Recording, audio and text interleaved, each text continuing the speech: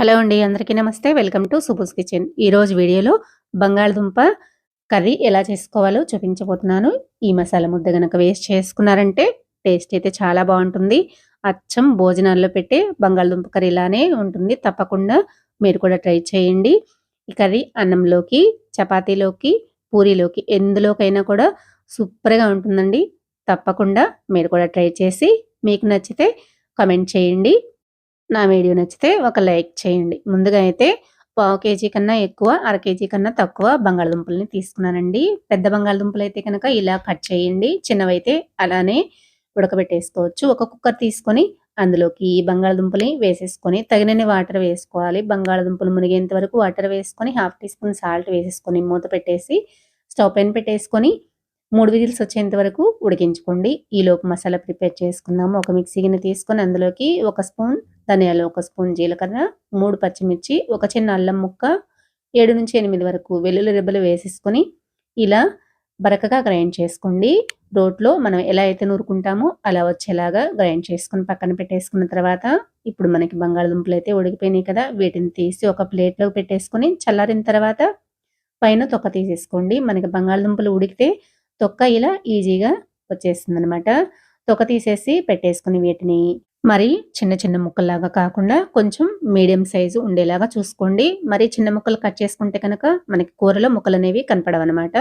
ఇలా కట్ చేసుకొని పక్కన పెట్టేసుకోండి. ఇప్పుడు ఒక కడాయి పెట్టేసుకొని అందులోకి 4-5 స్పూన్ల వరకు ఆయిల్ని వేసుకొని ఆయిల్ హీట్ అయిన తర్వాత 1 టేబుల్ స్పూన్ పోపు దినుసులు వేసుకొని ఇందులో ఆవాలు చిటపటలాడేంత వరకు ఫ్రై చేసుకున్న తర్వాత ఒక మీడియం సైజు ఉల్లిపాయని ఇలా చిన్న చిన్న ముక్కలుగా కట్ చేసుకొని వేసుకోండి. ఇవి ఎక్కువ ఫ్రై అవసరం లేదండి, కొంచెం మెత్తబడితే సరిపోతుంది. ఇవి ఒకసారి కలిపేసేసి అందులోకి 2 రెబ్బల కరివేపాకు, తగినంత పసుపు వేసేసుకొని ఉల్లిపాయలు మెత్తబడేంత వరకు ఇలా కలుపుతూ ఫ్రై చేసుకోండి.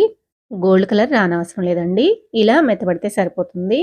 ఇప్పుడు ఇందులోకి మనం గ్రైండ్ చేసి పెట్టుకున్న మసాలా పేస్ట్ ఉంది కదా, అది వేసేసుకొని ఇలా కలుపుతూ మసాలా వేసుకుంది మనం అన్ని పచ్చివే కాబట్టి పచ్చివాసన పోయేంత వరకు ఇలా కలుపుతూ ఫ్రై చేసుకున్న తర్వాత కూరకి తగినంత ఉప్పు అలానే కారం వేసేసుకొని ఒకసారి బాగా కలిసిపోయేలాగా కలిపేసుకోండి.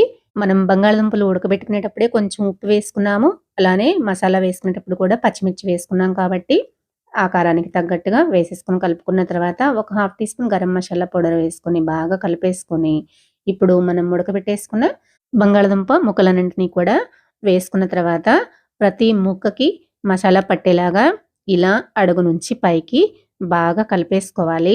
లేదంటే మసాలా ముక్కలకి పట్టదనమాట.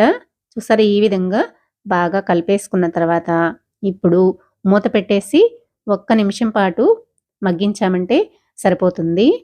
ఇలా మగ్గించడం వల్ల ముక్కకి మసాలా పట్టి కూర టేస్టీగా ఉంటుందన్నమాట. ఇప్పుడు చివరగా సన్నగా కట్ చేసుకున్న కొంచెం కొత్తిమీరని వేసేసుకొని ఒకసారి ఇలా బాగా కలిపేసేసి స్టవ్ ఆఫ్ చేసేసుకొని సర్వ్ చేసుకోవడమేనండి. సూపర్ టేస్టీగా ఉంటుంది. కూర కూడా చాలా సింపుల్గా చేసేసుకోవచ్చు. ఎప్పుడు ఫ్రైలే కాకుండా అప్పుడప్పుడు ఇలా ట్రై చేయండి, చాలా బాగుంటుంది.